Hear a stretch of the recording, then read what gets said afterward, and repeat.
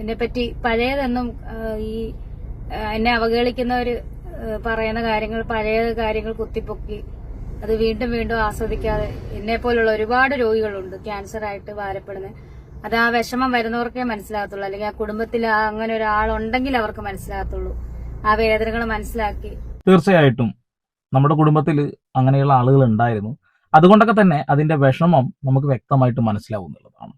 രേണു ആദ്യം കാണിച്ചു കൂട്ടിയിരുന്ന ആ ഒരു കാര്യത്തെക്കുറിച്ച് ദയവ് ചെയ്ത് ഇനി പറയരുത് എന്നാണ് രേണു പറയുന്നത്. ഓക്കെ, നമ്മൾ അത്തരം കാര്യങ്ങൾ പറയുന്നില്ല.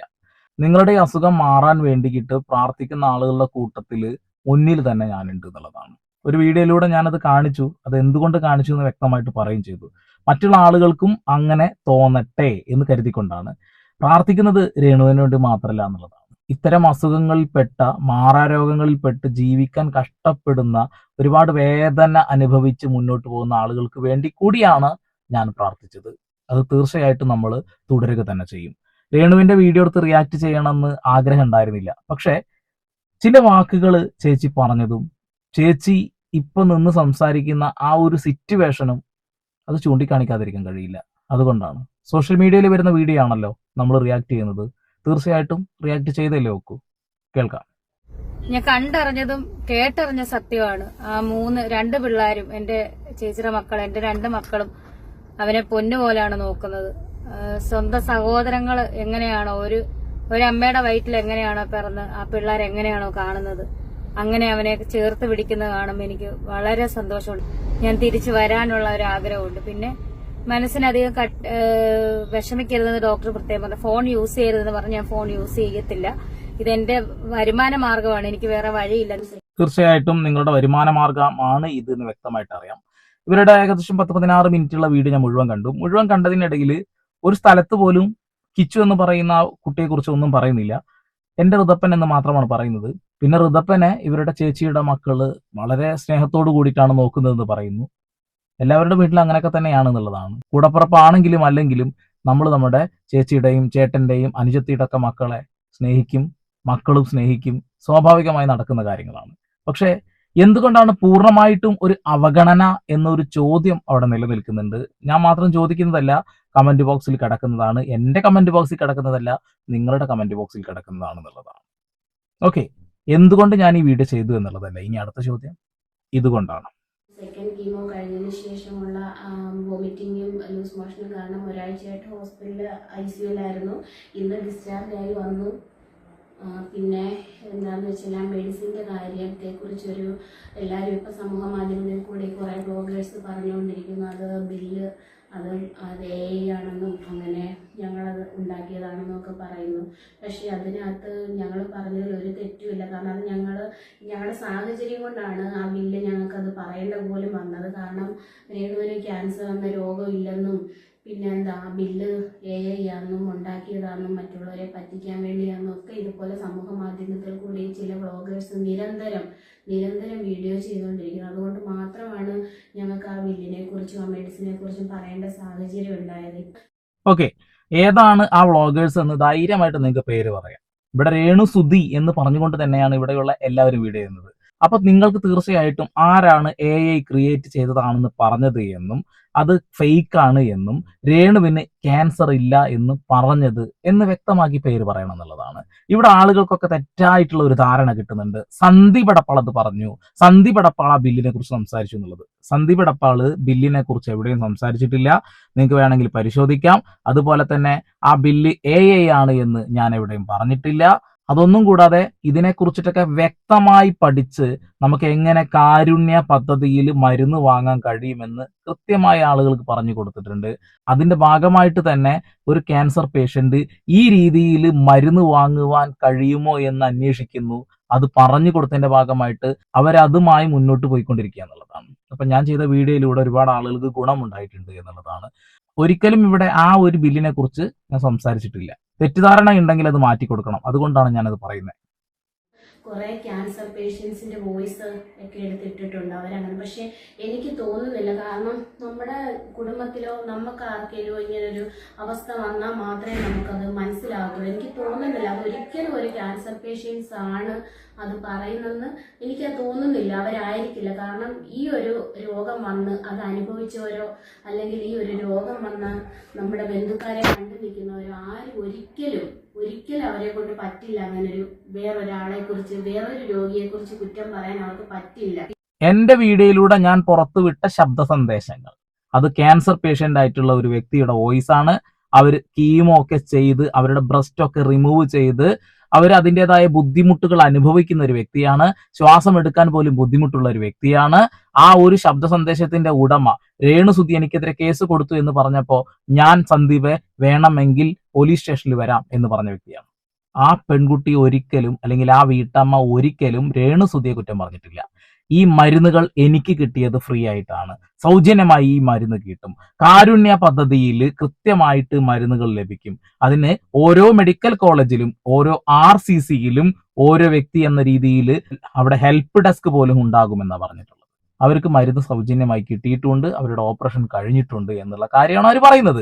അതായത് രേണുവിന് പറ്റിയ ഒരു അബദ്ധമാണ് ഇന്നതായിരുന്നു എന്റെ അസുഖം എന്ന് പറയാതെ, അല്ലെങ്കിൽ ഇന്നതാണ് എന്റെ സ്റ്റേജ് എന്ന് പറയാതെയാണ് വീഡിയോ ചെയ്തത്. കീമോക്ക് 2 ലക്ഷം രൂപ എന്ന് പറയുമ്പോൾ ഒരു തെറ്റായ സന്ദേശം തന്നെയാണ്. രേണു അറിയാതെ പറഞ്ഞതാണെന്ന് പിന്നീട് മനസ്സിലായി. രമ്യ ചേച്ചി പറഞ്ഞ വീഡിയോ ഞങ്ങൾക്ക് വ്യക്തമായിട്ട് മനസ്സിലായി. കറക്റ്റാണ്, നിങ്ങളാണ് കറക്റ്റ് കാര്യം പറഞ്ഞിട്ടുള്ളത്. പക്ഷെ ഇപ്പൊ പറഞ്ഞ ഈ വാക്കും കഴിഞ്ഞ വീഡിയോയിൽ പറഞ്ഞ വാക്കും ആ പേഷ്യൻസിനെ നിങ്ങൾ കുറ്റപ്പെടുത്തുക ചെയ്തിട്ടുള്ളത്. അതായത് അങ്ങനെ ഒരു പേഷ്യന്റിനെ മറ്റൊരാൾ കുറ്റപ്പെടുത്തില്ല എന്നുള്ളത്. എന്റെ ചാനൽ വഴി ഞാൻ ഇട്ട ആ ശബ്ദ സന്ദേശം ഒരിക്കലും രേണുവിനെ കുറ്റപ്പെടുത്തിക്കൊണ്ട് ഒരു വാക്ക് പോലും പറഞ്ഞിട്ടില്ല എന്ന കാര്യം 100% ഉറപ്പാണ്. അങ്ങനെ അല്ല എന്നുണ്ടെങ്കിൽ നിങ്ങൾ ആരെങ്കിലുമൊക്കെ ഒന്ന് ചൂണ്ടിക്കാണിക്കൂ. വീഡിയോയിൽ ഇത്ര മിനിറ്റിൽ ഇത്ര സെക്കൻഡിൽ ഇങ്ങനെയാണ് രേണുവിനെ കുറ്റപ്പെടുത്തി എന്നുള്ളത്. രേണുവിനെ ഒരിക്കലും കുറ്റപ്പെടുത്തിയിട്ട് ആ വീഡിയോയിൽ ഇല്ല. ഈ ഒരു ഭാഗം കണ്ടുകൊണ്ടാണ് ചേച്ചിയെ ഞാനിത് സംസാരിച്ചത്. രേണു ഇങ്ങനെ ഒരു വീഡിയോ ഇട്ടപ്പോൾ ഞാൻ ആദ്യം പോയിട്ട് കണ്ട ഒരു വ്യക്തിയാണ്. ആ വീഡിയോക്ക് ഒരു ലൈക്കും കൊടുത്ത വ്യക്തിയാണ് ഞാൻ. തുടക്കത്തിൽ അവർ പറഞ്ഞ വാക്കുകൾ അത് കേട്ടപ്പോൾ മനസ്സിനൊരു സങ്കടം തോന്നി. പക്ഷെ പിന്നീട് ചേച്ചിയുടെ ഈ സാധനങ്ങൾ കേൾക്കുമ്പോൾ സ്വാഭാവികമായിട്ടും ഇത് റിയാക്ട് ചെയ്തിരിക്കാൻ എന്നെ കൊണ്ട് കഴിയില്ല. കാരണം ഞാനൊരു ശബ്ദ സന്ദേശം പുറത്തുവിട്ടതാണ് ഒരു ക്യാൻസർ പേഷ്യന്റിനെ. അവരെ ചവിട്ടി താഴ്ത്തുന്നതിന് തുല്യമാണ് ഈ വാക്കുകൾ.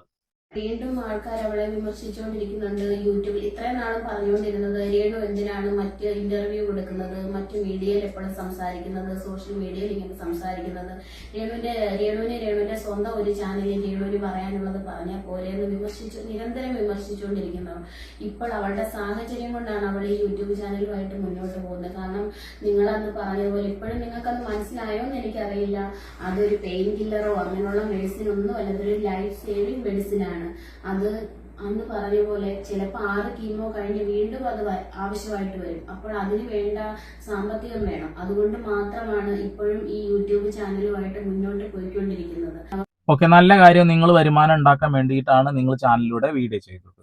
പക്ഷെ ഒരു കാര്യം ചോദിച്ചോട്ടെ, ഇവിടെ രേണു ഇൻട്രോയിൽ തന്നെ പറയുന്ന കാര്യമുണ്ട്, മൊബൈൽ ഫോൺ ഉപയോഗിക്കരുതെന്ന് ഡോക്ടർ പറഞ്ഞു. ഇനി ഞാൻ മൊബൈൽ ഫോൺ ഉപയോഗിക്കില്ല, പക്ഷെ എന്റെ ജീവിത മാർഗമാണ് ഇപ്പോൾ ഇതിലൂടെ വരുമാനം കണ്ടെത്തുക എന്നുള്ളത്.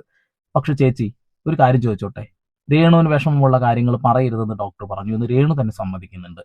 നിങ്ങൾക്ക് ഈ വീഡിയോ പുറത്തെവിടെയെങ്കിലും വെച്ച് സംസാരിക്കാം. പക്ഷെ ഇതെല്ലാം കേട്ടുകൊണ്ട് ആ വീഡിയോ എത്ര ടേക്ക് പോയതെന്ന് നമുക്കറിയില്ല. അത്രത്തോളം സമയം രേണു ഇത് കേട്ടുകൊണ്ടിരിക്കുക. ചിലപ്പോൾ രേണുവിന് അറിയാത്ത കാര്യങ്ങൾ ഉണ്ടാവാം. നിങ്ങളത് പറയുമ്പോൾ ഏതോ ക്യാൻസർ പേഷ്യന്റ് ശബ്ദമൊക്കെ വന്നിട്ടുണ്ടായിരുന്നു, അവർ ക്യാൻസർ പേഷ്യന്റ് അല്ല കേട്ടോ, അപ്പൊ എന്നെ തകർക്കാൻ വേണ്ടിയിട്ട് ആരൊക്കെയോ ചെയ്തതാണ് എന്ന് രേണു ധരിക്കില്ലേ?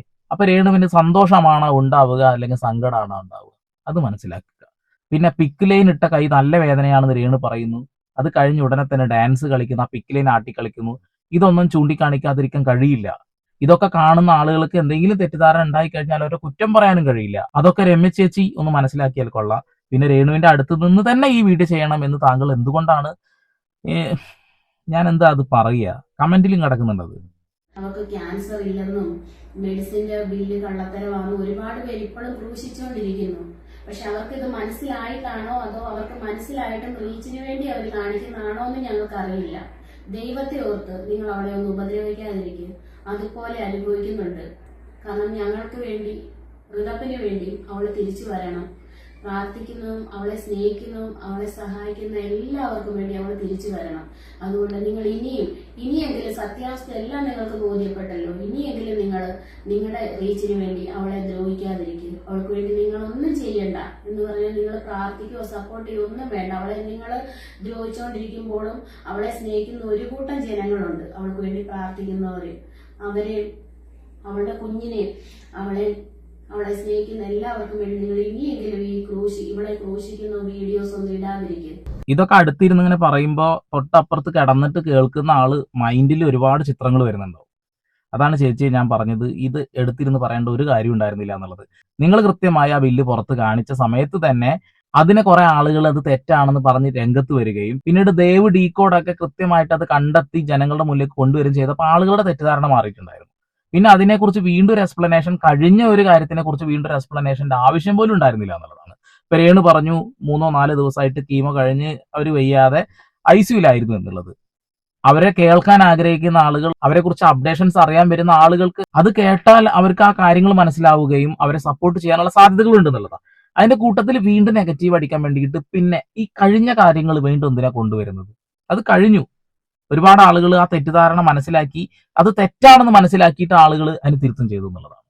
ഇപ്പൊ കാരുണ്യ പദ്ധതിയിൽ എന്തുകൊണ്ട് ഈ മരുന്ന് വരുന്നില്ല, ഏത് മരുന്നാ വരുന്നത്, ഇതൊക്കെ കൃത്യമായിട്ട് ജനങ്ങൾക്ക് മനസ്സിലായിട്ടുണ്ട് എന്നുള്ളതാണ്.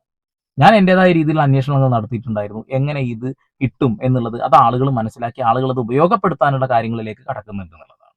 രേണു വയ്യാതിരിക്കുകയാണല്ലോ അല്ലെ, രേണുവിന്റെ ആരും പ്രാർത്ഥിക്കണ്ട എന്ന് ചേച്ചി പറയുമ്പോൾ എന്ത് വിരോധാഭാസമായിട്ടുള്ള കാര്യമാണ്. രേണുവിന് വേണ്ടി കഴിഞ്ഞ ദിവസം ഞാൻ അമ്പലത്തിൽ ഒരു പ്രാർത്ഥിച്ചൊരു വ്യക്തിയാണ്. അത്രയൊക്കെ നമ്മളെ കൊണ്ട് കഴിയുള്ളൂ, അത് നമ്മൾ ചെയ്യുന്നുണ്ട് എന്നുള്ളതാണ്. ദയവ് ചെയ്ത് രേണുവിന് വേണ്ടി പ്രാർത്ഥിക്കാൻ വരുന്ന ആളുകളെ പോലും നിങ്ങൾ പിന്തിരിപ്പിക്കരുത്.